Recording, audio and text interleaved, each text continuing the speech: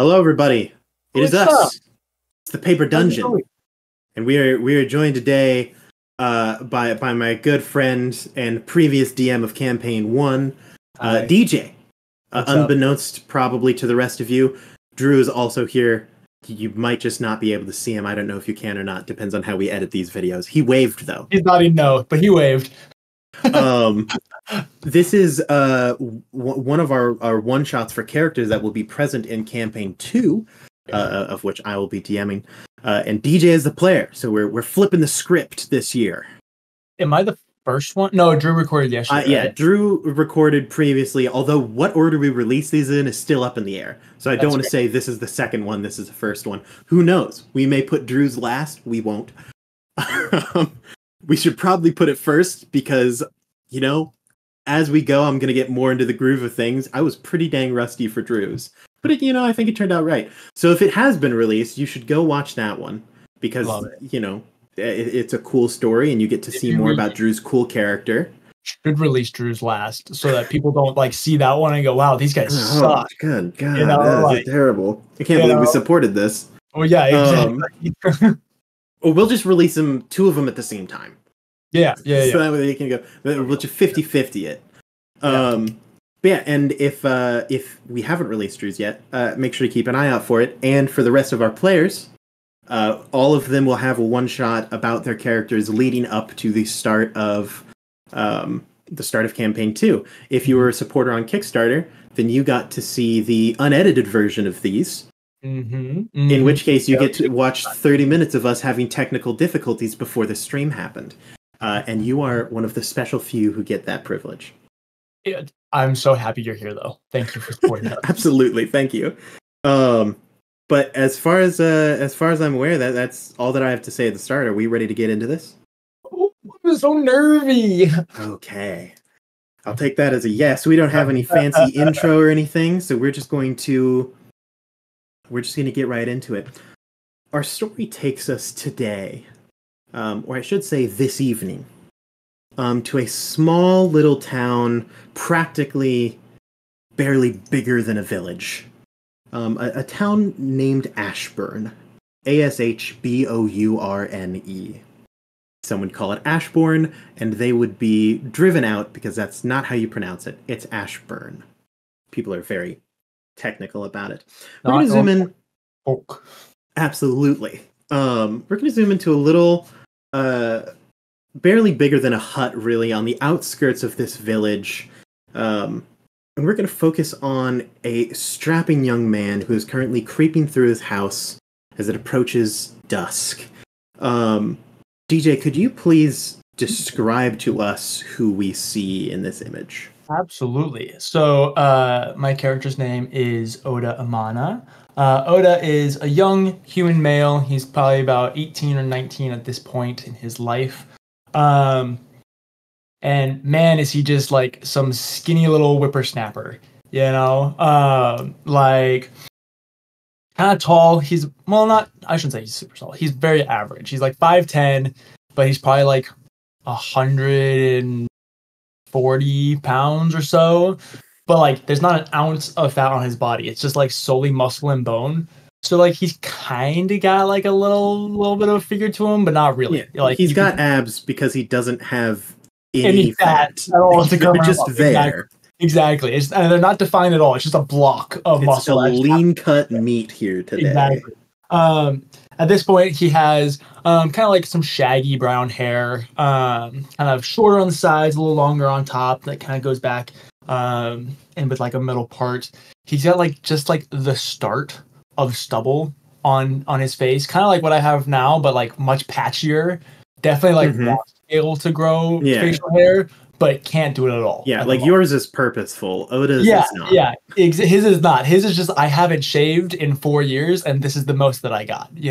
We're working on it still. Yeah, he's getting there. He's trying really, really hard, and he's probably at this point. He's dressed up in some like nice linen button up with some trousers because that's all he has, and he spent all of his cash to get a nice shirt for this event. And yeah, I'm just out here creaking Absolutely through the house, every once in a while I'll step on like a squeaky floorboard, and it like barely even squeaks because I don't weigh that much. Mm-hmm. Yeah. Yeah, your house is not large, so it doesn't take a lot to move through it. As you pass through kind of the dining room slash living room area, you do notice your adoptive father, Roach, is passed out, head on the table, smells like liquor. He's been in a stupor for years now. Yeah. To the point where really the person, like, who's caring for who is kind of up in the air at the moment. But he's passed out, head on the table, drooling a little bit, empty bottle of whiskey next to his hand. Yeah. I'll slowly make my way over. Now that I see that he's passed out, I know that I don't have to sneak. So I'll like still respectfully like trying to be a little bit quieter, make my way over. I'll grab one of the blankets that we have laying around and I'll drape it over his shoulder. I'll grab the bottle and I'll throw that away. And then I'll just give him a little pat. Just be like, absolutely. He kind of murmurs in his sleep and then wraps the blanket around himself a little tighter. You make your way out of your house and closer towards town, not quite reaching the center of it, but the houses here are scattered pretty hither-thither. There isn't exactly a center to town. People own a fair amount of land. It's honestly pretty community-owned. Everyone kind of works on the fields that need help. But they do have their own houses and they decide what they grow themselves. And you make your way to one of the larger houses here. Of course, they have a larger house. Yeah. I mean, look, it makes total sense. You know, I totally get it. Judge wouldn't call himself the leader of the village, but most people in the town would call him the leader of the town. Yeah, absolutely. And you sneak your way there. Could you make a stealth check for me? Oh, let's see. I need a 20 for that. Absolutely. We'll go with the purple ones because I like the purple ones. I'm so excited. This is you using your character sheet that you've had rolled up for months. Yep. That's just the stat and the two things that I'm proficient at. Very prepared here at the Paper Dungeon. Okay. 16 is what, a +3? 16 is a +3, yes. Cool. I'm not proficient at it, so 18. 18. It is not quite fully dark out. The sun is just going down. The light in the sky is still a hint of orange at the horizon. But for the most part, it's pretty dark out. It's easy for you to move pretty silently, avoiding the gravel in the road and instead stepping on the soft soil to the outsides. You make your way to the Law household. And hidden just across the way from the window that you know to be Adeline Laws, who are you here to get today? Okay, so before I get to the house, I kind of tuck my hair back a little bit, straighten up the shirt, pull the pants up just a little bit, kind of try and freshen up a little bit. Is Adeline's room on the second floor, base floor? Yeah, it's on the second floor. That seems more dramatic. I love it. Like, sneak around and I'll find I love the fact that people always throw pebbles. I hate the idea of throwing pebbles. So I find little dirt clogs, Yeah. And I'm gonna totally miss it the first time. Just not even close. It's tough. On the siding, well, that's why they throw the pebbles. It's easier to aim. That's right. Okay. Okay, we'll try again. Absolutely. Do you want to roll and make an attack roll? It's a pretty easy DC to hit. Okay. I would be using this would be Dex, I'm guessing? You can use either Dex or Strength for this. Definitely want Dex. 15, sir. 15, easily good enough. You hit it with a couple chunks here and there before eventually you see a shock of red hair appear at the bottom of the window. You know that her bed, the headboard of it, is right below the window. Nice. So you hear some movement, and then a pair of almost luminescent blue eyes over the edge see you, brighten for a moment, and then disappear from the window. And then comes back, and the window kind of cranks its way open, just slowly opening. And you see Adeline Law. Oh my goodness. Local heartthrob of the village. Absolutely.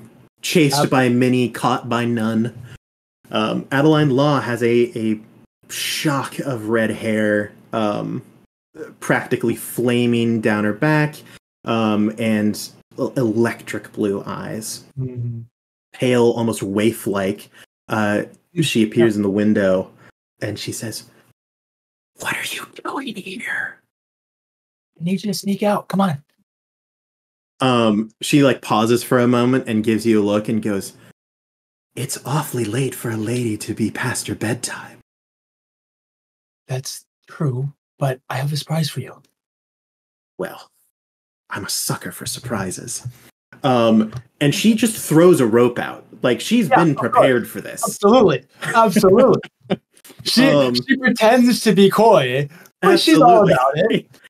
So she throws a rope out.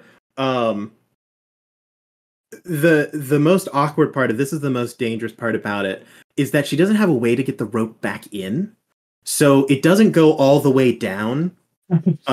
So she would require you to catch her before, like, towards the bottom floor. I got absolutely.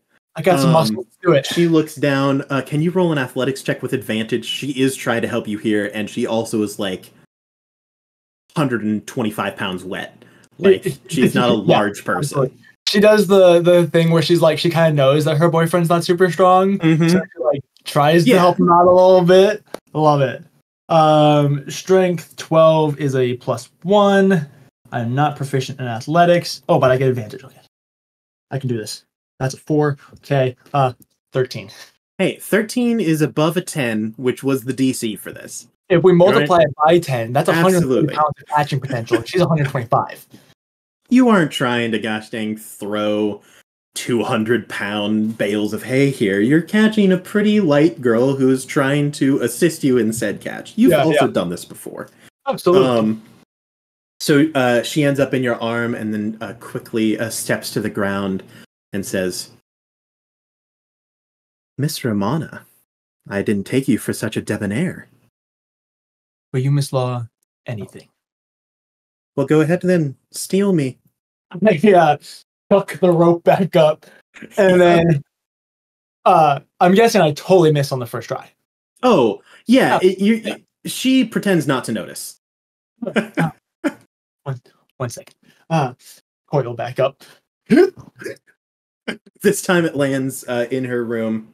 I love it. And then I'll grab her hand and like start like lightly jogging away, just until we can get away from the house and out of view before we slow down. The two of you, under cover of moonlight, slip away towards the forest. Mm-hmm. It is a crisp spring night tonight. It's a night that still remembers being winter, while yet dreaming of summer's warmth. The moon hangs low and full-bellied in the sky, lighting the forest path as the weeping nightjars flit amongst the branches. They call for their fated pair on this blessed night. The two of you make your way down this forest path. Mm-hmm. There are few truly wild places left here, and this is really the closest that you can get in this place. Here, the trees grow full-bodied, healthy, with enough room for animals to pass between them with ease. The canopy far above your head, you don't have to worry about dodging branches. It is perfect. And you make your way to a little hidden lake in the middle of this forest. It is broad and deep and cold, and an inlet moves into the center of it with a massive, lengthy weeping willow in the center of this. And beyond it, a small to medium-sized waterfall that is split down the center by a large stone. So two curtains of water fall on either side. Darkness behind that curtain. You know that there is a path from this willow into a cave behind that waterfall. So you take her hand, and as you get to the willow, she looks at it and she says, I mean, I appreciate the memory that you have, but I think we're a little too old to be climbing trees. This time, I have a different idea in mind. Follow me. It's a little late for a swim. Well, hopefully we'll not actually end up in the water, but it depends on how good your balance is. Well, I trust that you'll keep me safe. Always. Can you make? Yeah, go for it. Can you make an acrobatics check for me? Oh, I'm so glad I'm good at dexterity. Okay, all right. 16? Oh, 16? You know the path. This check wasn't even necessarily for you.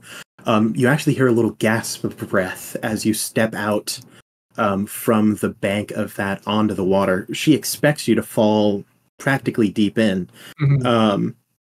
But your foot lands on a series of hidden stones beneath the water's edge. Yeah. And she attempts to follow you as best she can, but there is a moment when her foot slips off, and you manage to catch her just before she falls into the lake, and sweep her back into your arms, protecting her from the cold depths. Yeah, I like to think that, like, I know that, like, I'm about to, like, pretend to fall into water. So, like, I'll step onto the rock, I'll almost lose the balance before turning and giving a slight bow, and then offering a hand to help lead Adeline out. She gives you a little faux bit of applause, and laughs as you take her into this cavern. You have prepared this for a little while. So there are a few candles to light, and a little picnic spread with just pretty much the bare bones. It's just like bread and some like homemade jelly that was like given to you. Yeah. One of the local ladies took a little merch on me. I was like, "Listen, man, I'm trying to impress this girl. I got bread." And she's like, "Oh, I remember being in love." Like, good old grandmas. Yeah, absolutely. But yeah, you have this place set up. She gives another little bit of a gasp as she sees what you've done, and she says, "Well, you didn't have to do all this for me." I know it's not much, but I wanted to show you how much I cared about you. Oda, you are more than enough. Come, feed me grapes. So she sits down back to the wall. Absolutely. Yeah, I'll grab the grapes. I'll light the candles, grab some grapes. I definitely stole just like a little bit of wine from Roach. Absolutely. And it's like the dregs of a bottle that neither one of us will like. It's like a dark red. Yeah. Either of us are gonna like it. Really kind of a meaty taste to it. Yeah, 100%. It's way too much for us who just don't drink at all. And like have no body fat at all either from between the two of us. But I'll pour it very nicely and feed her grapes. I like to think that at some point I either procured a music box or procured a guitar that I don't really know how to play and maybe tried to learn a song for it. You have a little music box that you once again found kind of in Roach's stash. Roach has a lot of random baubles that you don't know where they came from. He just has one of your rooms is just a storage room that Roach never goes into.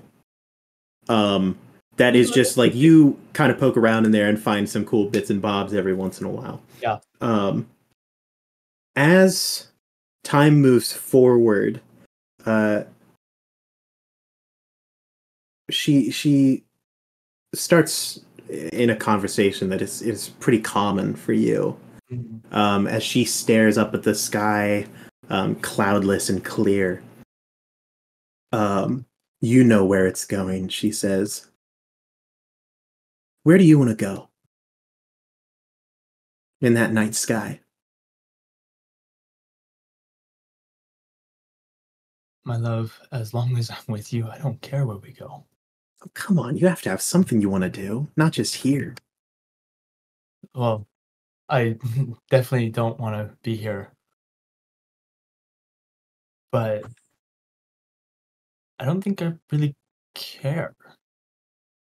Um, I want to fight pirates. That's what I've you decided. wanna fight pirates? It's a new thing every week with Adeline. And she Like says, yeah. like astral hunters or like pirates or like what did you? I want to have a ship and I want to swing from ropes and fight with swords on top of what are they even called? The mast? Yeah. And I'll know all the names of the boats when I have one. I'll know all the parts of them. Well, what would we name our boat? I hadn't gotten that far, really. Okay. Do you have any ideas?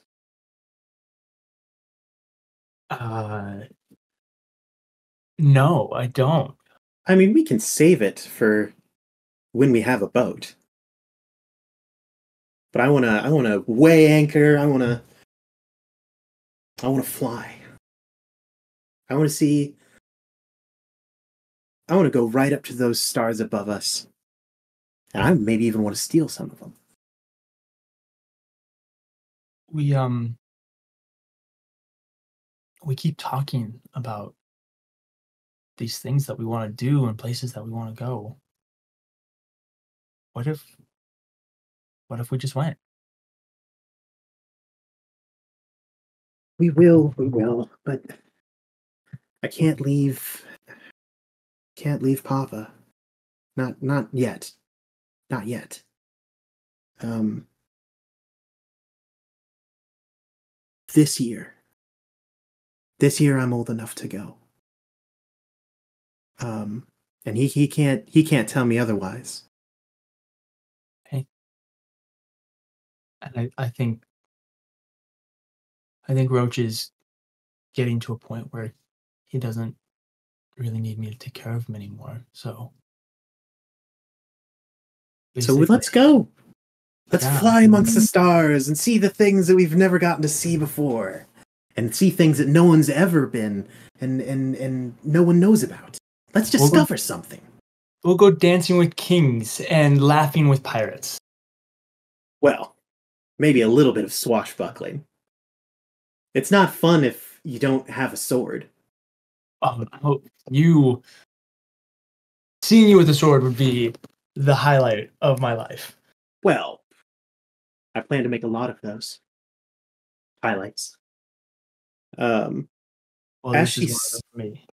as she says that, the real event of the night happens, and you've been waiting for this. Behind her, behind that, right now, she is facing you, her back to the entrance to the cave. You see as star skippers, strange little creatures that on nights when there's a full moon launch themselves into the sky and burst into flame, like candlelight. And at this place, at this little lake inlet that you have found, they number in the hundreds. And at first she doesn't notice it, but then she sees the reflection in your eyes. And she whips around to see as burning candle flames fall down, lighting this inlet pond. And she turns to you and she says, Star Skipper. We'll call it a Star Skipper. That's so perfect. Wait, come on, we're gonna miss it. Come on. And I'll grab her hand and I'll like pull us to the entrance of the cave so we can see better. And we'll watch the star skippers jump all around. Her staring up at the night sky, she says, "You know, when I was little, Papa always told me that star skippers used to be real stars, and they fell from the sky as shooting stars. But when they landed here, they forgot what it was like to be up there in the sky. But every time there's a full moon, they remember and they try to climb the light beams like a ladder, until they realize that their new home is here on the ground." Do you think if each one of these was a fallen star, that they'll still grant wishes? I think that there's no harm in asking. Okay, but you can't tell me what it is, otherwise it won't come true. Well, of course, I'm a lady. I would never reveal a secret like that. Cool. You distracted me. I gotta make my wish. I'll then like close my eyes and like I'll very dramatically pray for this wish. Absolutely. As you open your eyes, you're greeted by one of the most beautiful sights that you've ever seen. And you're reminded of a question you've had as long as you've known her. She stands lit by that full-bellied moon and the star skippers as they fall back to Earth. The brightest light that you see is her eyes. And you've always wondered how she managed to catch lightning. She catches you staring. And she says, "Come on, let's dance. The music's playing. It's time to dance." I do a very dramatic bow, asking for her hand. She very prim and proper walks over, curtsies to you, her white shift blowing in the slight breeze that crosses the lake. And you begin to dance. And it is easy for you to get caught up. You've always been a bit of a pair of left feet. Actually, could you roll a performance check for me? With advantage. Oh, okay. All right. Okay. Performance is based off of what is performance based off of? Charisma. Charisma? 20 non-nat. Oh, whew. Fantastic. You spent a lot of time with her over the years. You've practiced on your own while. Yeah. But it is so easy for you to get caught up in Adeline's dance. Mhm. You remember some of the old people used to say that they that shoes were invented just to make sure that she didn't fly off the ground, because it was always so hard to catch her wearing them. She almost floats through the air on heaven-wrought wings, and her feet practically kiss the floor in a pattern like spring rain as she drags you into this dance to music that perhaps only she can hear, but you can follow through her. And maybe for a moment you can hear it too. And you dance and jump. She kicks into the air and twirls and lands, barely even touching the ground before the two of you eventually end the dance in each other's arms, panting heavy over the exertion of what feels like hours, but was probably only minutes.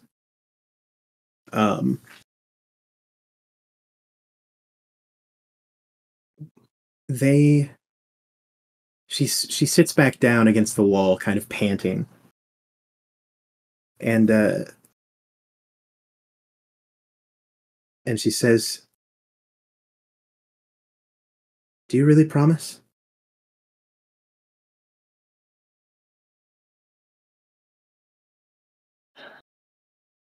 You are the only thing that is important to me in my life. And you are the only thing in my life that even feels like this is what having a life is like. I would go anywhere, be anything, do anything for you, as long as you'll have me. I promise that. And I'll do a classic, like, pinky promise. Very important pinky promise. She looks at it and she says, "You're always so dramatic. But you really should take care of yourself sometimes. As long as you promise to take me wherever you go, then I'm okay. And we can dance among the stars." On our star skipper. And if we fall back to Earth, every full moon, let's try to climb the light. How hard can it really be? And she takes her hand and pinky promises you. And as she kind of looks out at the night, she says, "It is getting late. I should probably head back before Papa realizes that I'm gone." Yeah, you're right. Just one more minute. She leans into you as she Yeah. sits. And I'll just hold her while I can. And I'll kind of lean over so that it just barely, like, I'm whispering into her ears. You know I love you, right?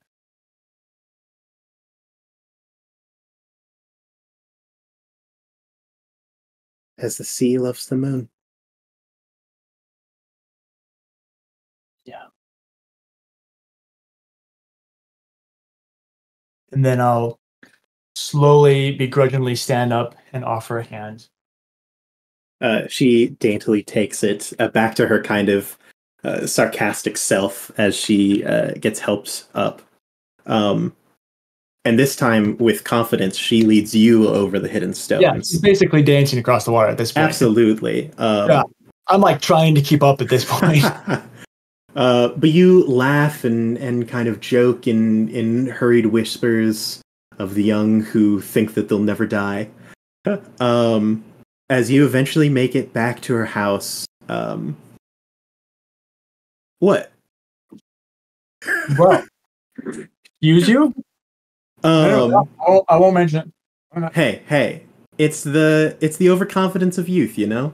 That's true. And as you get to her house, and she pulls a small string that's hanging loosely to like pull the rope back down. Mm-hmm. She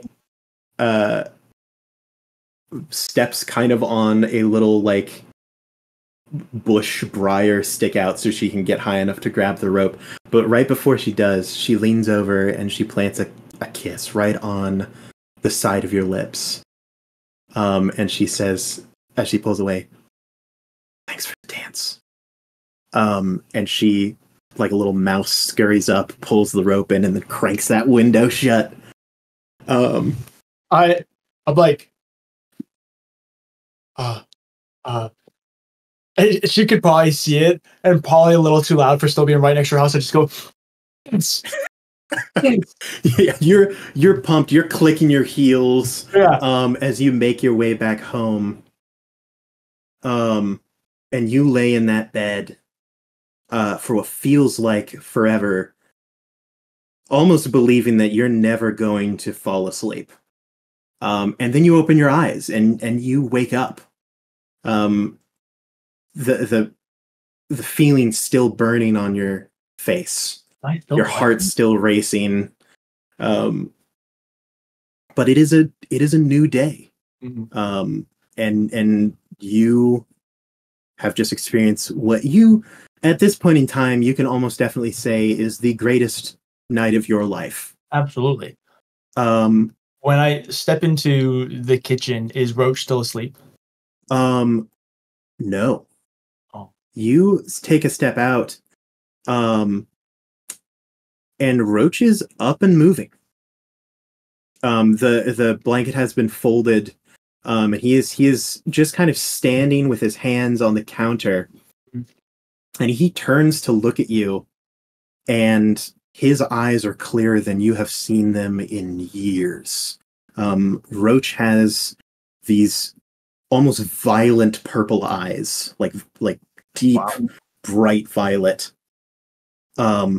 He is Roach is not a young man, but in your mind, he is the same age that he's always been. It's hard for you to even remember him looking any different. He is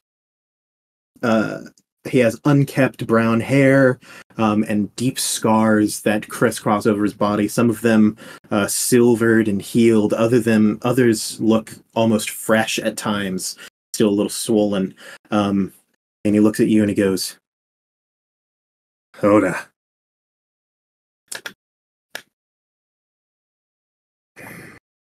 how are you today?" Uh, can I tell you a secret? "Yeah. What did you do? Are you in trouble?"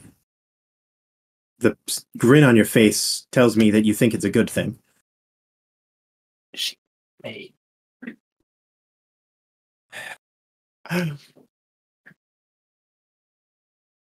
I don't know what you want me to say. Congratulations. Thanks. Yeah, that's pretty great. I was really Look, happy about it. I don't mean to rain on the parade or anything, No, yeah. What's up? but trouble's coming. What kind of trouble? I'm not quite sure yet. It hasn't happened, but it's on the way. I can smell it. Okay. How old are you? 18. Ah, just old enough to be stupid. Come over here. Okay. And he disappears into that storage room. And he comes back holding a couple things in his hand. He has what looks like a thin, like crystal talisman almost. Not like a valuable crystal, like some like quartz maybe, but just real flat, thin, almost like razor thin, but blunt. And then in his other hand, he has a thin leather necklace that has these 6 kind of lapis beads and then a little ring with some feathers on it. And he says, "Oda, I'm sorry that well, I haven't done too good of a job raising you. And I know that.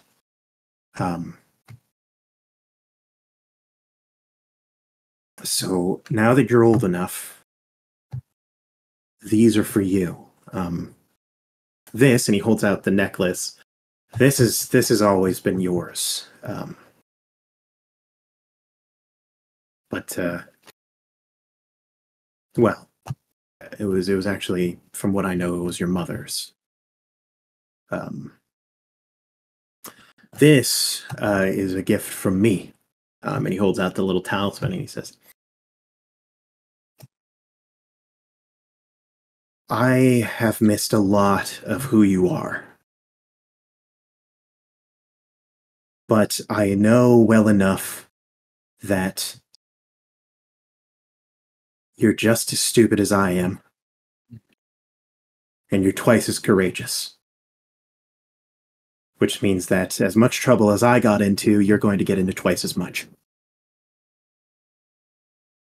So this is my gift. This is my way out. It's if you break this talisman, it'll get you somewhere safe. Only you.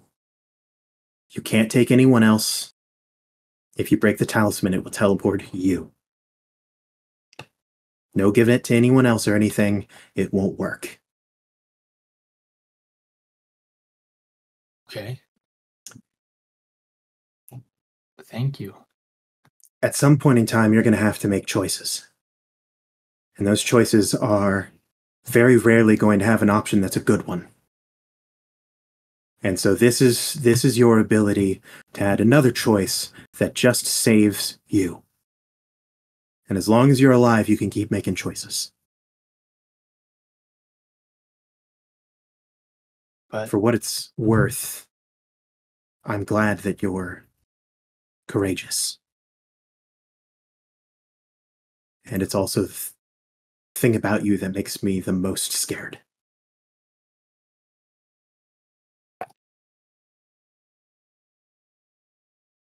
so I guess this is gonna be pretty bad, this thing that you feel. Maybe I'm just getting old. Well, that's true too. Hey.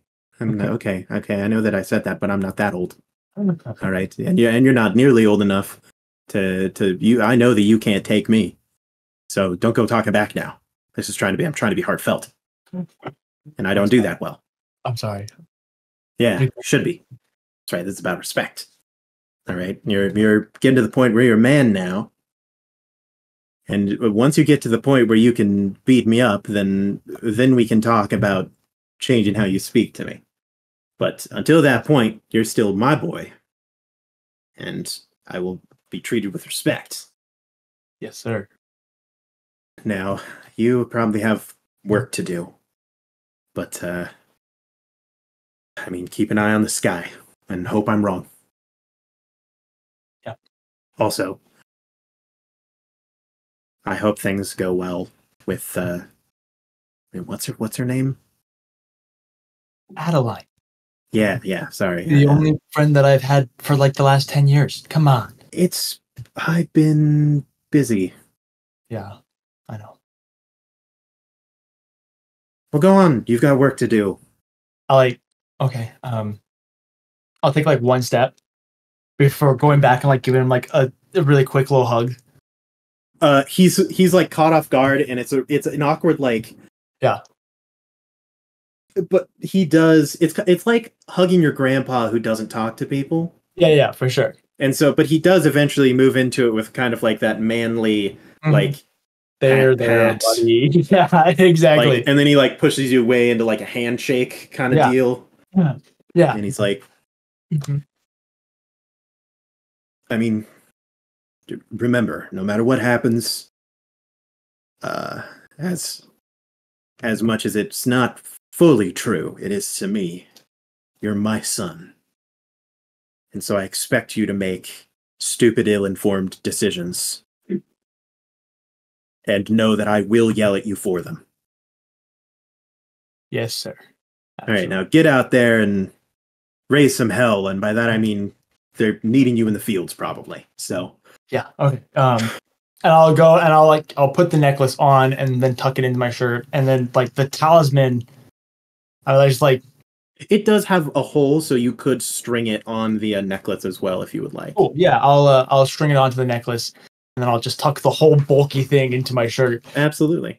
Yeah.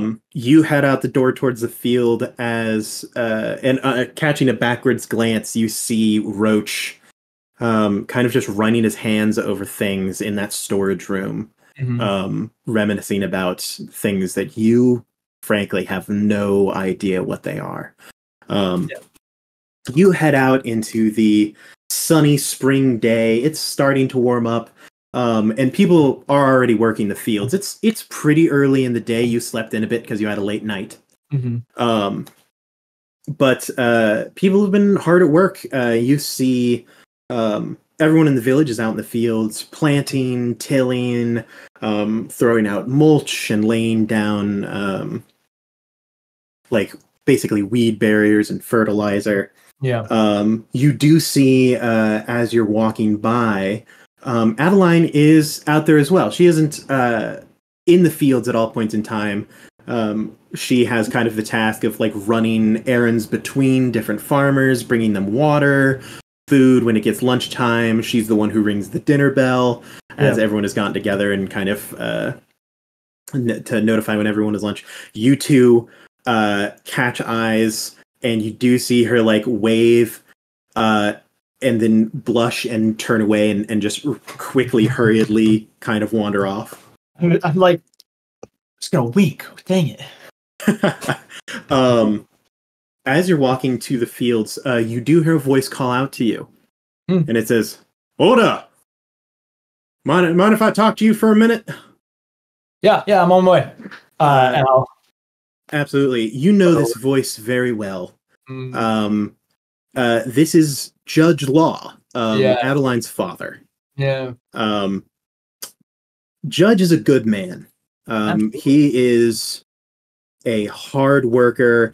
He has like he's tall and bulky in that like he's been throwing hay bales since he was 12 type of build, Yeah, where it's 100%. like he doesn't have a lot of fat on him, if any, and the rest of him is just solid working muscle, like Absolutely. arms Not a and jack farmer. forearms.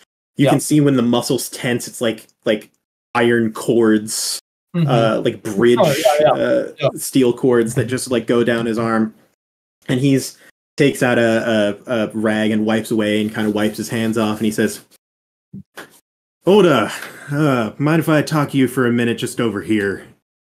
Yes, sir. What can I help you with? I mean, just pretty normal things. First off, you have an all right night last night? Yes, sir. Yes. Yeah, yeah. Um, Look, I'm not the type of guy to really mince words. Um, I'll try to go about this in the best way that I can. I am sweating bullets. And it's not because of the sun. Yeah. Look, son, I get it.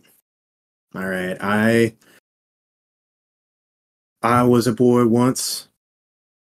Um, I know what it's like to be in love, and you do some stupid things. And here's what I want you to think about. And you'll think about this. You really will, if it is true that you love my little girl, because I know that you two have been close for a while. I don't know why. I've got nothing against you, son. You're a hard worker. You do your best. If you really love her, I want you to really think about why you deserve her. Because if you love someone, you should be able to provide them with something. You should be able to give them a place that's safe, protect them when they're in trouble. And son, I don't want to be rude about it, but you ain't got nothing. If you really love her, then the best thing you can do for her is step aside. You don't have to quit talking to her or nothing. But there are plenty of men out there better than you. And they can help her better than you can. And you know that she deserves more than anyone else out there. And I'm not going to stand for anything less. Savvy?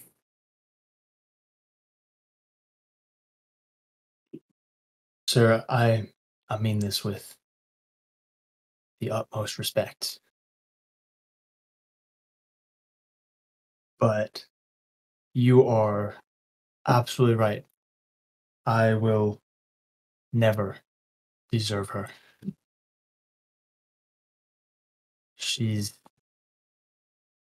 better than anything anyone can ever hope for. But someday, I will be able to provide for her, and I will be able to keep her safe. And if you think that I'm going to step aside to let somebody else take my place, then you're very wrong.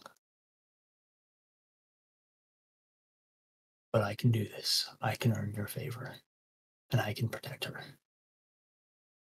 But I'll never deserve her.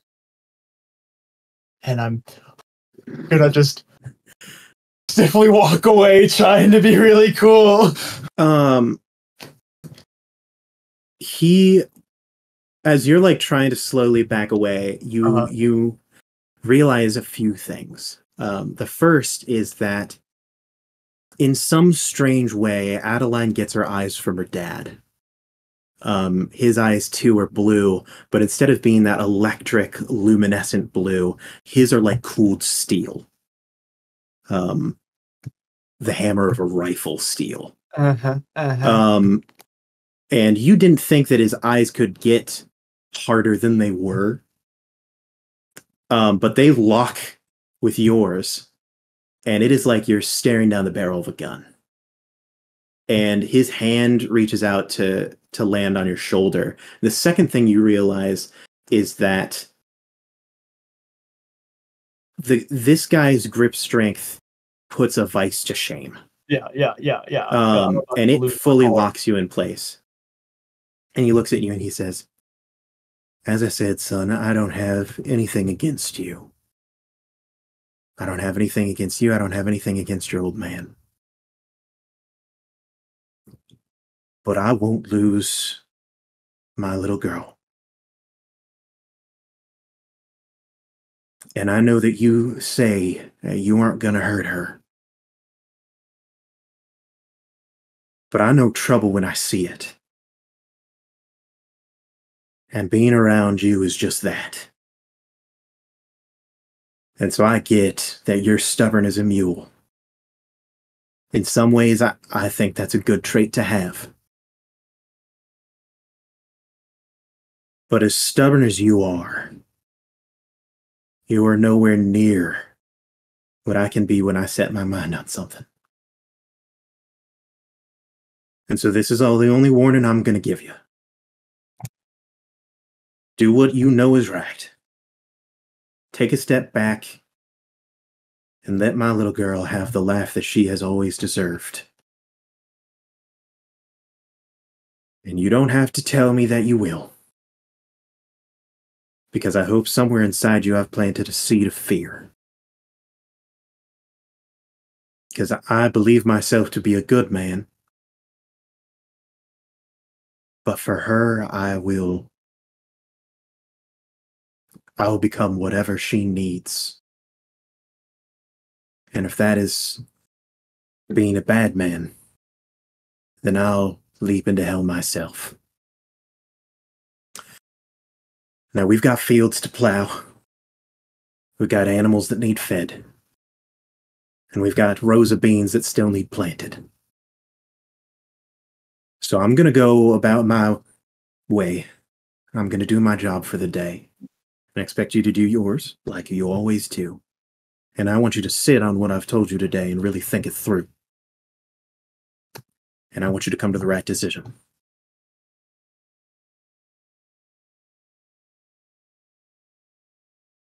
I know how hard it is to love someone. And I don't question that you do.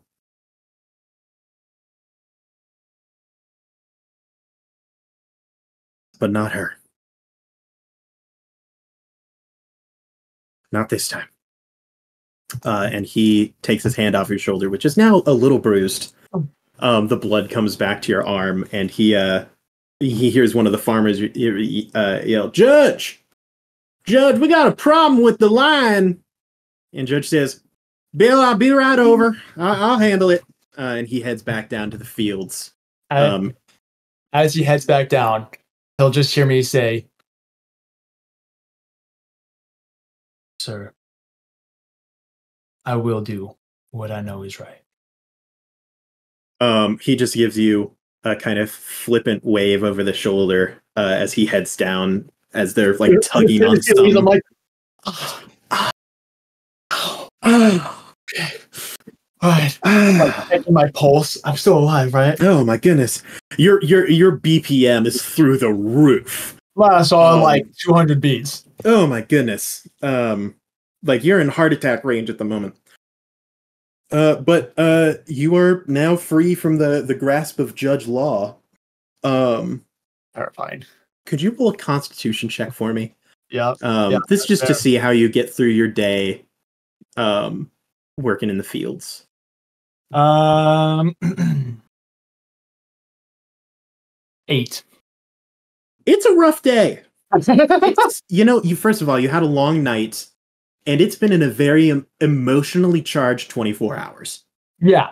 I'm You're I am very much emotionally exhausted. emotionally, like physically, mentally, and like your mind is distracted thinking of.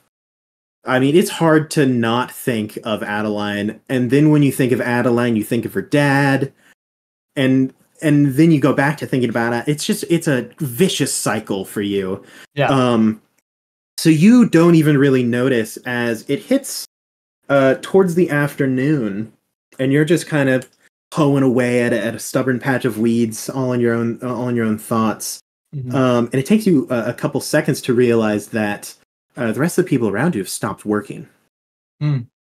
And they're kind of muttering amongst themselves. And you notice after a second, you kind of put your head up and look around to see what everyone else is looking at. Quickly approaching is a wall of storm clouds. They are heavy, filled with lightning that jumps between them, alternated between purple and white, hot plasma. This is an abnormal thing. First off, the storms here are regulated. You know when a storm is coming. It is planned out. Yeah. Always when you need it, never when you don't. The second thing you notice is that it's not raining, which is Clouds. also strange to you, because here, if there are storm clouds, then there should be rain, because there's no purpose in clouds that don't carry it. Mm. And as they begin to darken the sky overhead, you see Judge has gone to the edge of the village, and he is talking with a couple of strange figures in armor. And he calls Adeline over, whispers something to her, and she runs over to the kind of dinner bell to signal everyone to come into the fields, and rings it. All the farmers start to head over to that kind of central square where Judge is currently talking to the whoever these soldiers are. You head over, kind of following the crowds, and as you start to get closer, you see a larger delegation appearing. Not like loads of people. It's probably around 20 to 30 soldiers, standing in uniform attention, representing their individual houses that they are sequestered to.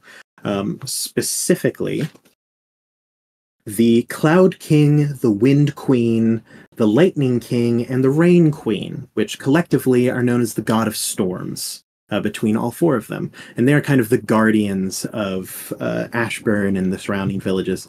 And as you all get to the center, Judge kind of steps to the side, and a somewhat snobbish-looking, lanky fellow steps forward, and he says, he has a big golden monocle with some gears off to the side and a chain, and he says, hear ye, people of Ashburn.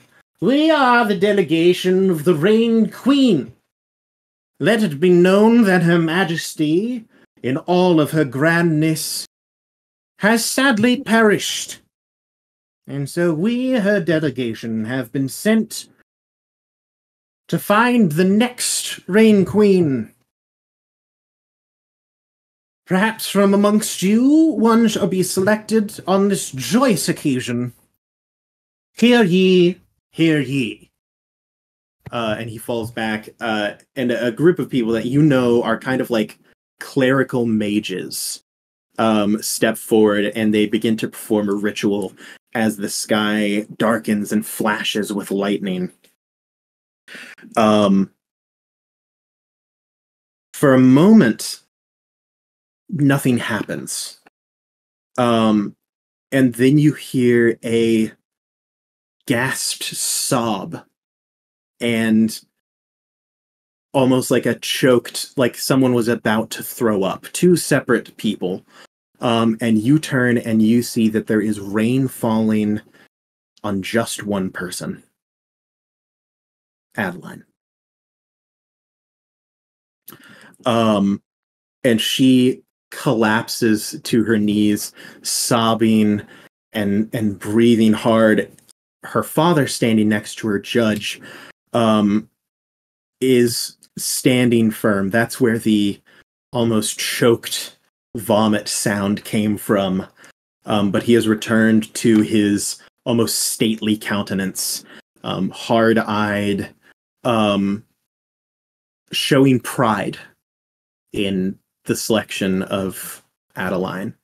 And the commandant moves forward and he says, "Blessed day! The Rain Queen has been found. Truly a blessed day. You in the city of..." And he leans over. "Ashburn! Have found the next delegate who shall become the Rain Queen. Oh, blessed storms, thunder, lightning, wind, and rain. What a blessed day. Do not fret, we shall give you time to say goodbye to your loved ones, to this fair place that you have. Do not fear, you shall move in the morning, my dear girl, and to the future that awaits you." The crowd is silent. Because they know that while it is true that the kings and queens are very special, very important places that keep this place safe. They are necessary protectors. It is an honored position. It does come at a cost. The people who are selected to be the god of storms and the god of seasons, when they are given the title, they change to fit the role. And not just a surface level change. They are united into something greater, and who they were is gone. And so no one wishes to become one of them. But they know that it is a necessary evil. It is the sacrifice of one to save many. And the emotions felt through the crowd are a mixture of sadness, because everyone loves Adeline. But there's also a bit of relief, where it wasn't them. It wasn't their daughter. And Judge stands over and leans down and he puts an arm around her, and you can see him mouthing words of reassurance and not congratulations, because he can't bring himself to say those words because he knows that he is losing her. But his duty as a leader means that he has to hold his head high. She does not hear him.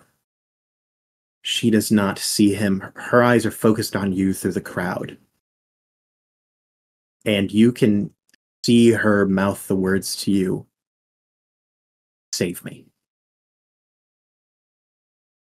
As she weeps. Yeah, with a couple of tears drooping down my own face, I nod, and then I'm running. I'm running back to my house. As soon as I get there, I'm gonna grab a bag, like one pair of clothes, and I'm just like stuffing it with stuff that we could need. Clothes, food. I go up and I take any money that Roach has. Absolutely. I'm sorry, buddy, but I need it. So yeah, I'll can you spend make an investigation check for me? Yeah. Or a perception check, whichever one you would prefer. Um, both of those are off of wisdom. Investigation is intelligence. Perception is wisdom. Okay, we'll do perception then. 20, none that. Roach is not at the house, which is strange. You don't think that Roach has really left the house in like 13 years. You're not sure where it is, and frankly, at this point in time, you don't care. You do notice that there is a pouch sitting on the counter that kind of catches your eye for a moment. Mm-hmm. You open it, and inside there are 10 gold coins. Yo, I kind of look at this and I'm like, okay, and I just grab it. And then, do we have like any paper or anything? Yeah. Cool. There's some just random scraps that you have laying around. I just pull out a scrap and say, I'm sorry, we have to leave now. And then I'll just like sign it with just an O. Fantastic. So at this point in time, she's surrounded by people that are like thanking her and giving some like consolation, but also like congratulation. Yeah. That is pretty forced. Is there anybody at her house? At her house, not at the they're probably moving towards it. You know that people are going to go to sleep tonight. There isn't really a way. The earliest way out of here is going to be by the coast the next morning. Okay.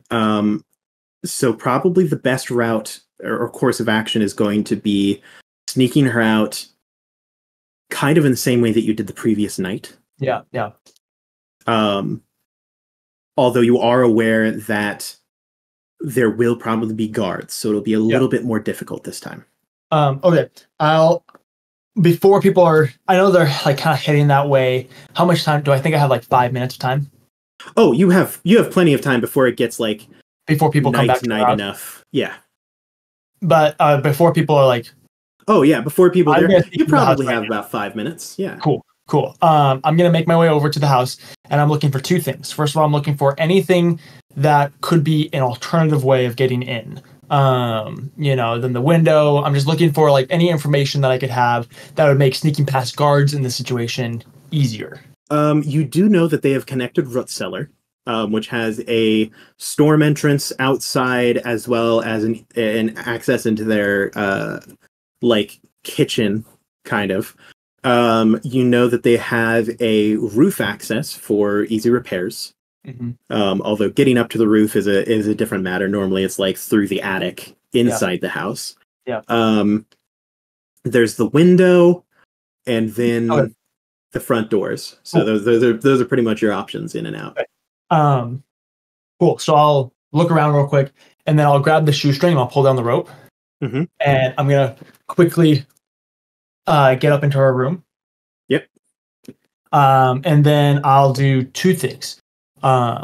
First of all, I will quickly just grab a few of her things, a pair of clothes for her, anything that I know might be important that she might want, stuff like that. I'm just gonna, rob her blind. Absolutely. I love it. Then I will get another piece of paper and I'll say, meet me in the storm cellar at midnight. Fold that up and I'll, where should I put this? I'll tuck it under her pillow just enough that there's like something sticking out. Like she'll see it when she goes to like lay down, but like you wouldn't naturally see it if you're looking absolutely. Can you just make a sleight of hand check for me? Yes. That'll be dexterity if you don't know. Thank you.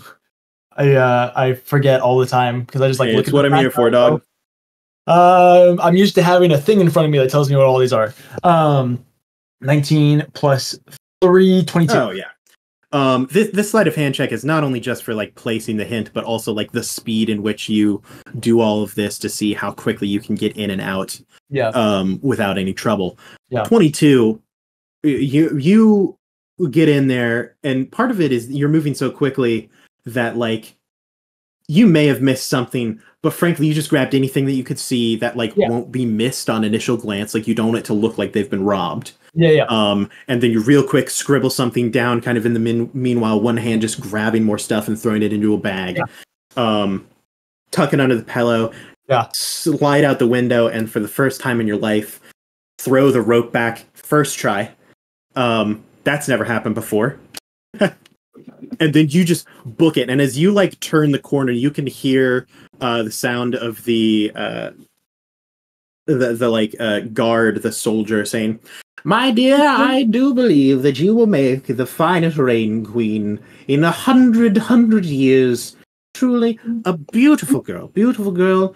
Sir, props to you. You appear to have raised this young lady wonderfully." Blah blah blah. As you sprint down, Gosh, down the street. I hate him so much. Oh yeah, it's kind of like that's purposeful. It's not. Oh my gosh, it's not justified at all. But man, do I just want to like rip his jaw out or something?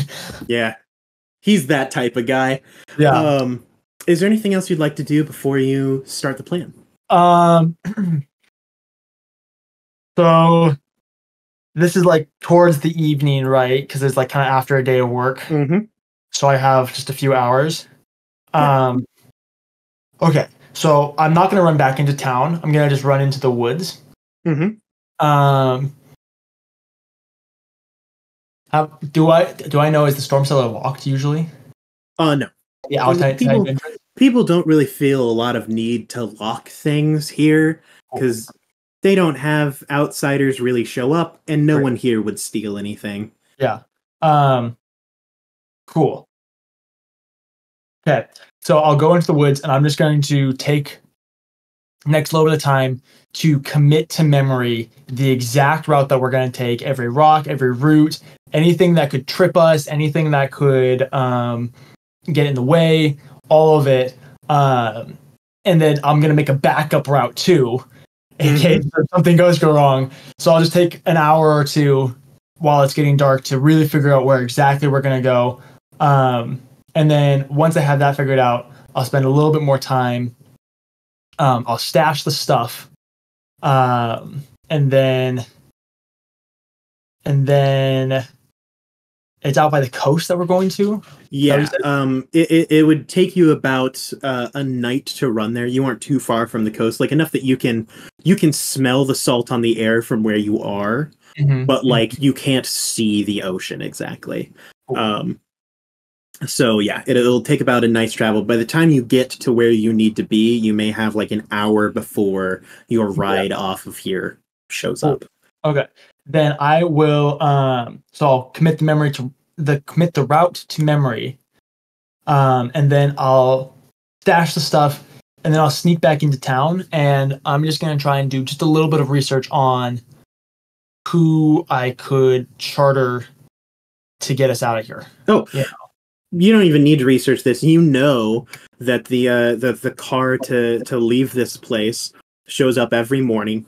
And as long as you have the fee, which you do now, you have enough money to pay the fee to enter. It'll take you out of here. No questions asked. Can you roll a survival check for me? Yeah.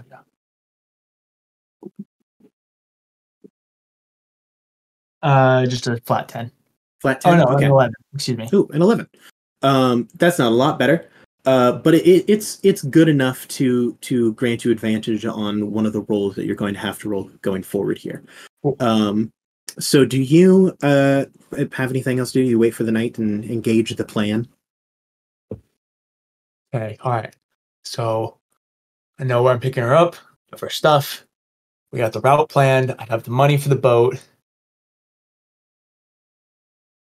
I'm gonna go find some sort of knife or weapon. Absolutely. You know that there are a couple of like almost vintage old weapons that Roach has in your house. Yeah. Just in the storage room.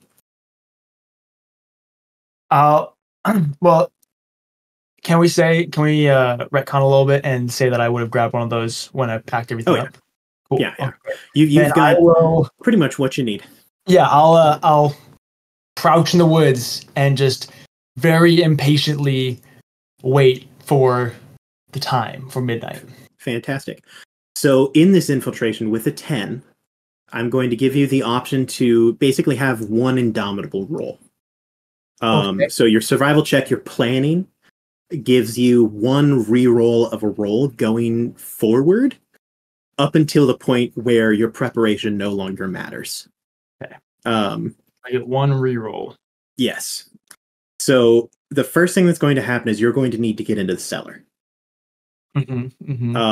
You notice that there are 4 guards around the premises because they know that people try to run sometimes, as much as an honor as it is. It's an honor. Plus, they need to protect them. What if someone wanted to assassinate this key figure? Yeah, exactly. So they have 4 guards around the perimeter. You've been scouting this out from where you are. It is approaching midnight. The first thing that I'm going to ask you to do is to just give me a perception check to start. This is just kind of see if you can figure out their rotations, their movements, where they're going to be, where you can go to avoid their eyesight and everything. My literal heart is beating quickly right now. Well, good. That's the point. I'm doing a good job then. Rest. This is like Metal Gear Solid, but in Dungeons and Dragons. Dun, dun, dun, dun, dun, dun. Okay, you said a perception check? Yes. Okay, that's just a 14. 14. You get a pretty good view on it. They don't rotate very often, and it's getting late enough at night that they're starting to nod off. You can tell with a 14 that they're like there to prevent people from running, but most of the time, the people that they're stopping from running away are like a bit bigger than like 125-pound girl. So they're not too concerned about her trying to escape. Like, they know her well enough to be like, yeah, okay. Yeah, she's a good girl. She'll stay. Yeah, she listens to her dad, and her dad's an upright civilian who's here for the crown. And so they're kind of nodding off. You think that you see a pretty good opportunity to slip in. I'll need a stealth check. Ooh, thank you. 20 on that. You have gone this route both in real life and in your head. Who knows how many times? This is the same. You've snuck her out through the cellar before. Like, you know the path to travel where people won't see you. Sure enough, you slip through the shadows as their torches flicker and dance. You dance right alongside them and quietly open the cellar door. The left one squeaks, the right one doesn't. So you open up that right one and slide in through the side, quietly closing it behind you. You are a little bit early. So you kind of prop yourself in the cellar, and you hear voices coming from the kitchen. As I am eavesdropping. You hear some light footsteps. And Judge's voice say, Addie, what are you doing up so late? Are you having trouble sleeping? And she says, Papa, I just, it's just hot. My room's hot. I'm just gonna step into the cellar for a little bit. And he says, whatever you need. Papa's here for you. It's gonna be all right. She said, I know, Papa, I know. The door creaks open to the cellar. And she steps in, kind of looking around, and you see her heart drop as she sees that you aren't there for a moment. Before she begins to weep. I'm like, oh no, okay. She hears your whisper, looks around for a second, still even then not seeing you for a moment before she catches your eyes and leaps into your arms as quietly as she can and just breaks into silent sobs. Okay, it's okay. We're gonna get you out. We're gonna get you out. Okay? And I'll just kind of like, you can't let him take me. they're not gonna take you. Okay, we're running away. We're gonna get our star skipper, and we're gonna go do what we wanted to do. Okay. Okay. All right. Like pirates. We're gonna be. We're just gonna. Okay. This is just training for when we're pirates. All right. I need you to be really quiet. I need you to do exactly what I do. Okay. Quiet as a mouse. And I'll go and I'll just like ever so slightly creak up what would now be my left door, the right door, the one I know doesn't creak. Gotta be sure. Real quiet. Like 2 inches through. Sure enough, you know their rotations. They haven't moved yet. I check my. I don't have a watch. I check your sundial. It is dark. You look at the sky and you see where the moon is according to the stars. I'll do a little look around, and if it's clear, then absolutely. Your perception check is good enough to carry over. So you know that there aren't going to be any rotations. I'll need another stealth check. She's also going to roll it. And I like, now that I know that we're clear, I'm just gonna be like, oh, I just got the general path. Just like give her a heads up to maybe give her like advantage or something. She is, her eyes are practically closed. She is like a death grip on the back of your shirt. As you are sprinting. White knuckling it the whole time. I got a 21. Fantastic. Between the two of you, easily success. You slip past the guards towards the city's perimeter. You get to the edge of the forest where you've stashed the stuff. You grab your bag. You have like a small bag for her to carry that's mainly like rations and some lighter stuff that's not as bulky so she can move easier with it. Oh my gosh. I'm going to need your choice. Actually, no, I'm not going to give you a choice. I'm going to need a constitution check. Okay. And this is going to be how far you can run before they catch on. Okay. Okay. That's not a good face like to me. My brain can't do math right now. I'm so stressed. Okay. 14 is a +2, right? 14 is +2. Okay, that's 15. Okay, 15. That you made a way worse face than a 15 should have. So I rolled a 13, but right next to the 13 is the 1, and so it did like the like subtle like I thought I was gonna land on 1, and then it landed on 13. And I was like, so you are sprinting. You are running to the point where the light of the town is beginning to fade behind you. As you are, both of you are breathless, sprinting through the night air. She didn't even have time to put on shoes, which for her is actually pretty natural. Before you hear the bell ringing in the town and torches start to get lit and the clouds begin to swirl above you and lightning shoots from them, arcing between, giving you brief glances at the road in front of you. I will need 3 survival checks. Those, I'm not good at those. Okay, all right. Okay. 15 from the first 15? one. Okay. Oh, okay, that's only 12 from the second one. Okay. And 13. So you're navigating pretty well. Adeline is struggling. Adeline normally does not have a lot of trouble running. She's a free-spirited girl. She's been running all of her life. But with the pressure and the fear, it's like her lungs are frozen up. It's like a hand is grabbing her heart. Adeline rolled a 2, followed by a 17, and then followed by a 1. Oh no! If you would like, I would allow you to use your Indomitable to let her re-roll the 1. Yeah, for sure. Yeah, absolutely. Okay. Absolutely. So that 1 turned into an 8, which is better than a critical fail.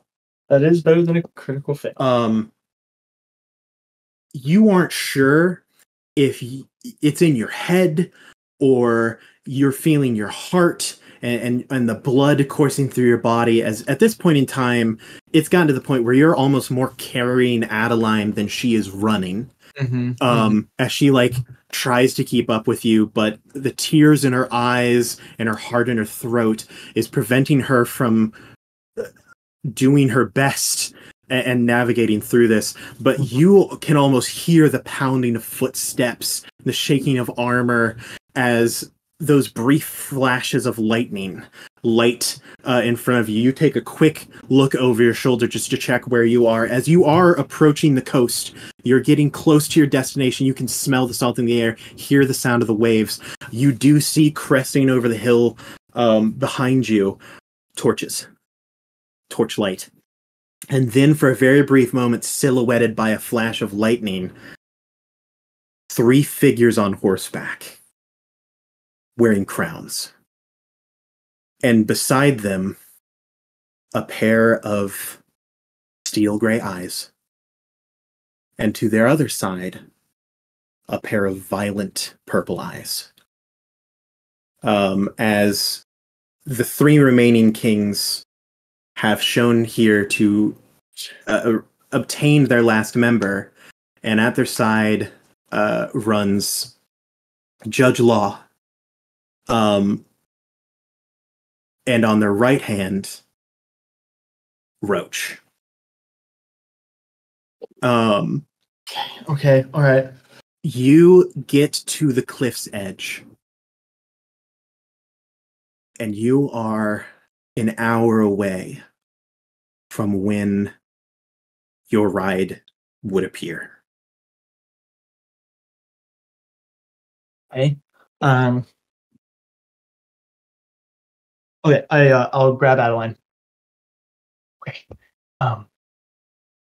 In an hour. She is hyperventilating. She can't see from the tears running down her face. Wipe some of the tears off of her face. Okay, listen to me, okay? We need an hour, okay? They're right there. They're right behind us, okay? Okay, you're going to take this. I'm going to put the money in her hand. Okay, you're going to go down there. You're going to wait. You're going to hide and you're going to wait. You're going to figure out a way to get out of here. Okay, this boat that's coming, you have enough money. Okay, so you're going to take this and you're going to get out of here. I'm going to hold them off. I'm going to distract them. Okay? And then I'm going to find you. Okay? It's hard to make out the words that she's saying at this point in time because she is in full, like, body-racking sobs. Yeah. But you do hear, you do manage to make out her say, I won't go without you. I can't. They'll kill you. You have to go, okay? You have to. I need you to go.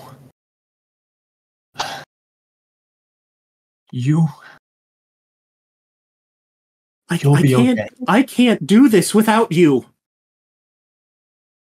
But if they get you, they want you. They don't care about me. They want you.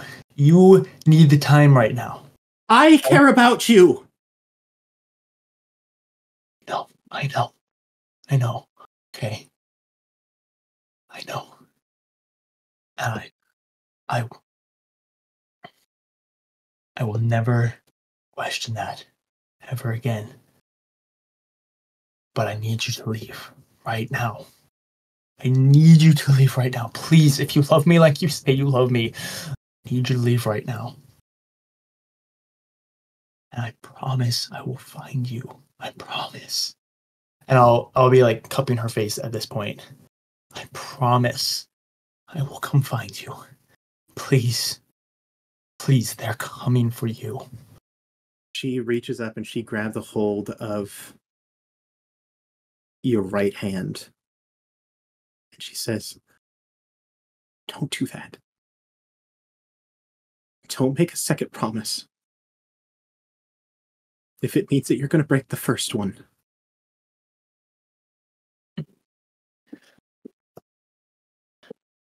I'll just kiss her with like tears streaming down my face before pulling back, and I just like angrily toss the bag on the ground, and I'll grab the knife and I'll just turn around and I'll square up, I guess. You turn to face the oncoming horde of guards and gods, as the thunder rolls above you and the wind whips through your hair. There's a very small noise behind you, of a coin purse hitting the ground. And she says,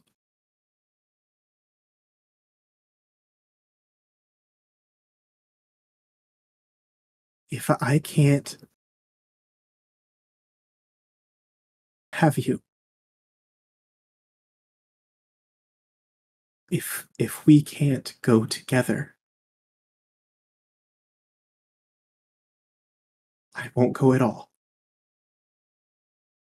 Wait. No. And she is standing at the edge of the cliff. And she says,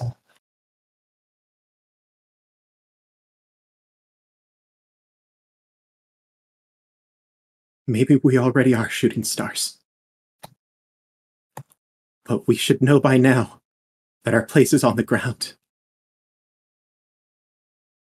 And she takes a step off the cliff. Can you make an athletics check to see if you can catch her before she falls? And this will be with disadvantage. Gosh, my 12 in strength.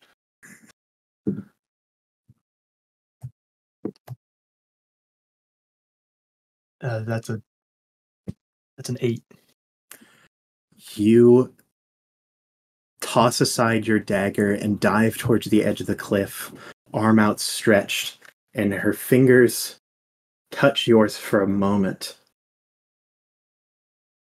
And for the first time that this storm has rolled in, it begins to rain. And as you try with every fiber of your being to hold your grip on her fingers, she slips out of your hand and falls faster than her tears. And you scream out, and that scream is joined by another voice as you hear an anguished cry from Judge that is cut short as you have your eyes closed in regret and in pain and in heartbreak. You realize that there isn't any sound right now. You open your eyes, and below you, halfway between the cliff where you are and those raging waters in the sea below, hangs suspended in midair Adeline. And then it is joined by a sound as, walking out of an ever-present distance, a horizon line beyond your sight, a figure approaches, walking up the cliff. And you realize that what you're seeing around you isn't rain, but feathers. Black and white feathers that float gracefully between you and your love. A figure with 6 blindingly white wings that hover and float around their body, covering their face. Their skin as dark as obsidian, with stone-cut, chiseled features, and a loose-hung robe around their waist. A man unlike anything you have ever seen before walks from a distance that isn't there, and eventually stands in front of you, almost turning your perception of space around, as although you are looking over the edge of this cliff, it is though you are standing eye to eye. And he says to you, "I am sorry."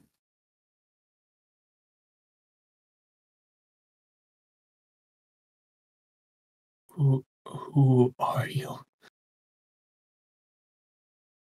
My name is no longer of any importance, but I am known as the God of Death.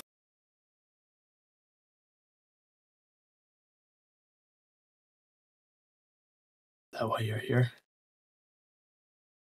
Am I about to die? About to die? I am here because love and death are not as different as you would imagine them to be. I am here because this, and he points towards Adeline, this is an event that reality weeps for.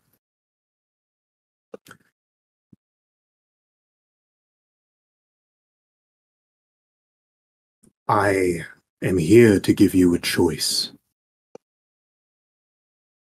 One that even now I wish that I didn't have to give. Yes. Whatever it is, if you can save her, yes.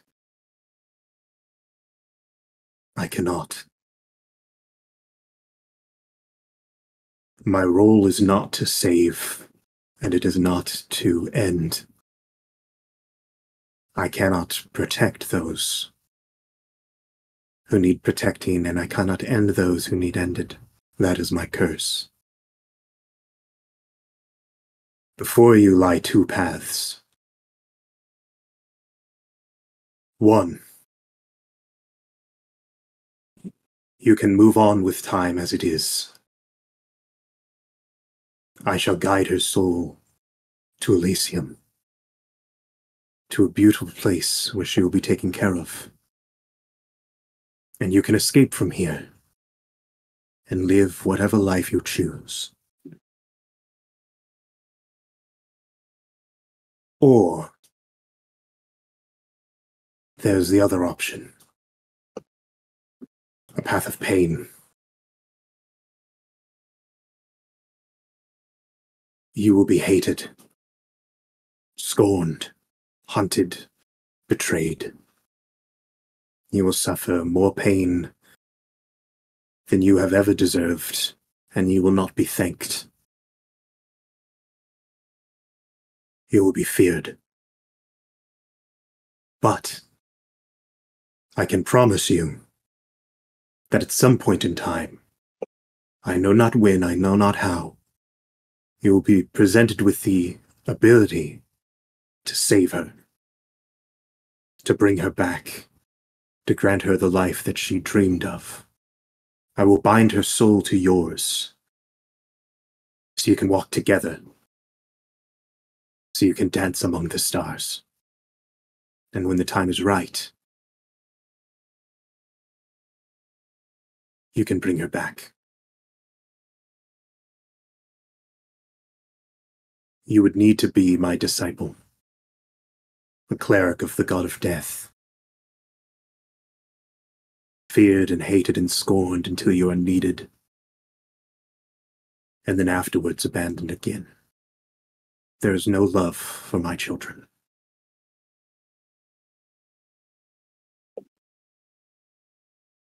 But there's a chance I could save her. There is a guarantee. I do not know when, but I know, I can see that she will return. Yes. Yes, I'll do it.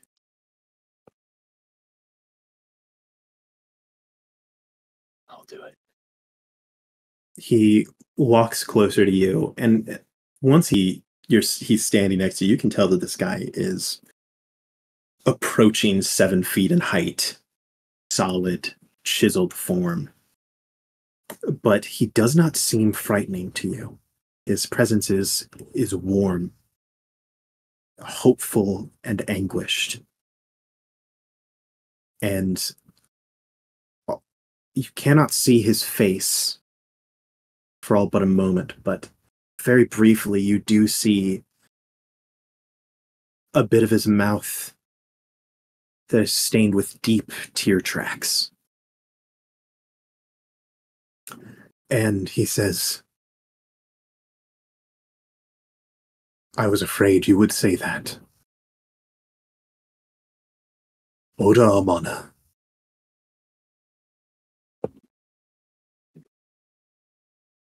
Perhaps you are a fool. And you may one day come to regret this. Although I pray that day never comes. But I welcome you as my disciple.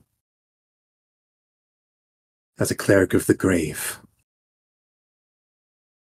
May you walk forth and save those that I could not. Be my hands where I cannot reach. My eyes where I cannot see. May you act without prejudice and without fear. And may those who are merciful find you. He puts his hand on your face. He caresses your cheek. And he holds one hand down and almost beckons upwards as you see a light, this beautiful lightning blue, travel upwards towards his hand, and he puts his left hand on his face, and you feel it connect to some part of you deep within. I do not know what will come of her. I do not know what she can see, what she can feel. I do not know what she can say. But no matter where you go amongst the stars, Adeline will be there with you. May your love last.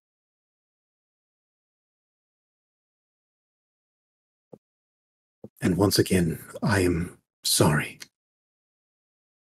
for the trials that now lay ahead of you. And the rain begins again as you open your eyes. The god of death is no longer there, and you do not hear her body hit the waves, for it has turned into ocean spray and stardust.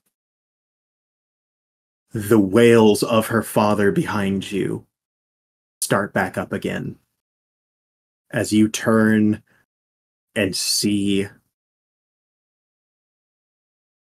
not even see, you feel for the first time in your life murderous intent.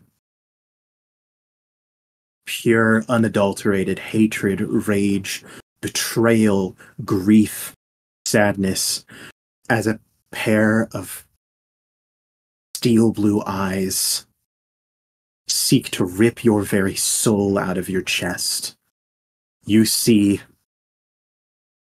to the right of him, those violet eyes look deep at you. Breathe a sigh that you know says,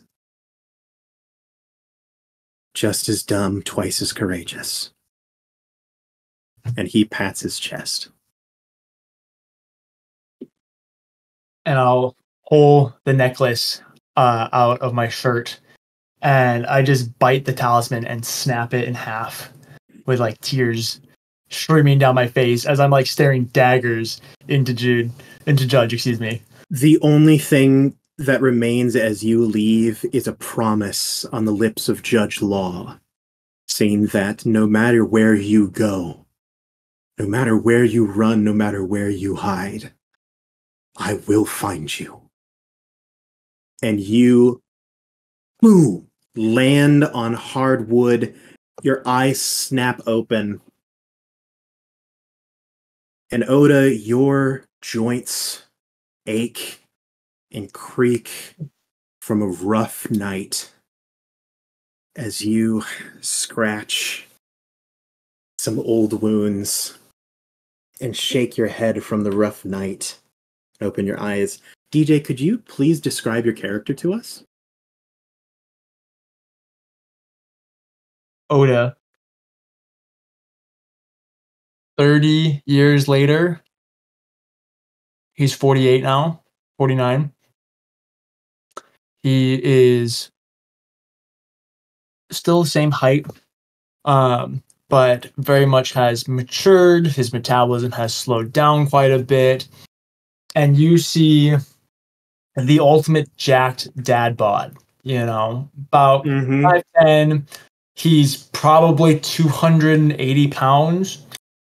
A little bit of a belly, but it's like the I'm a strong man type belly, not like a bodybuilder type. Like he lifts rocks type of stomach. Yeah, exactly. You can see at this point his body is racked with scars. On one of his arms, he has a full sleeve tattoo. And it is of like ocean waves in a beautiful line work that come down. And then out of the waves is this beautiful ship that's coming out of the waves and up into a star-studded sky. And you can see on the side of the ship is named Starskipper, with the stars all up and around him, and then clouds that kind of come up into the shoulder, across the chest, to round out the sleeve. He has still shaggy brown hair, a little bit longer, a little bit more unkept, with little streaks of white as he's gotten older. He also has a full beard now, full mustache that comes around. And the beard and kind of like the goatee section of it is still brown, but the mustache has started to turn white and gone through. You can see he has a couple scars across his face. Still has his very like piercing green eyes. And yeah, that's Oda.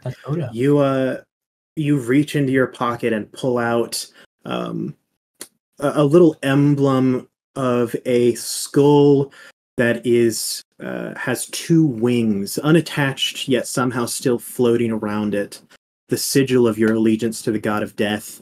As you open up the windows to a crisp spring morning, the type of morning that still remembers being winter, yet dreams of summer warmth. And you hear the freest laugh that you've ever heard on the wind, and are greeted by a patter of rain on the windowsill. That is where we're going to end today's stream. This has been the one shot for Oda Amana, played by the wonderful DJ McKellips. This is a little glimpse into his backstory of who he is. If you want to see more of Oda and more of us playing Dead of the Dragons and DJ and love stories and sadness and poetry, check out Campaign 2, which will be going live at some point in time in the future. We'll have information. Maybe it's on the video. Maybe it's on our socials. Maybe it's somewhere else. We'll be notifying in the Discord. We have a Discord. You should be there. Do that stuff. It's really awesome. Check out. We probably have some additional content somewhere, whether it be Patreon or just, socials, TikTok, who knows. So check that out. I hope that you had a lot of fun, DJ. Aaron, thank you so much for that. That was so much fun. I was so stressed the entire time, but that was fantastic. Man, put you back in high school for a little bit there. I know, right? That was a lot of emotion there. I had an absolute blast. You did a fantastic job. Thank you for being a wonderful player. Shout out to our unseen hero, Drew, who is on screen for me, but not for the rest of you. Hey, love that, You're man. doing great, and we love you and appreciate you. Absolutely. Thank you for watching. You are the reason that we do anything that we do, and the reason why we can even afford to do it. So thank you very much. We hope to see you in the future. The only thing that I have left to say is good luck and Godspeed, everyone. We will see you next time, Dungeoneers. Bye. Goodbye. Goodbye. Goodbye.